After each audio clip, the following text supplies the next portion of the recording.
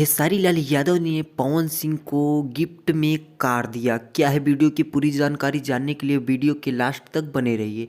Hello दोस्तों, नमस्ते, आपका स्वागत है हमारे यूट्यूब चैनल। जैसा कि आपको बता दें कि हमारे भोजपुरी इंडस्ट्री के पावर स्टार पवन सिंह जी का जन्मदिन है। जन्मदिन की ढेर सारी शुभकामनाएं देते हुए खेसारी लाल यादव जी ने पवन सिंह जी को गिफ्ट में कार दिया है और ये भी बोले हैं कि ये मेरे बड़े भैया हैं, इनकी हमारे बीच में जो भी विवाद था अब ख़त्म हो चुका है।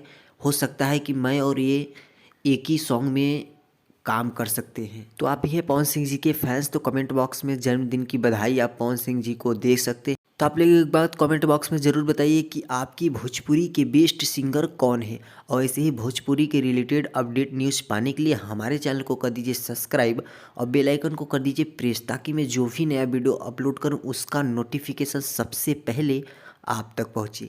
जय भोजपुरी समाज।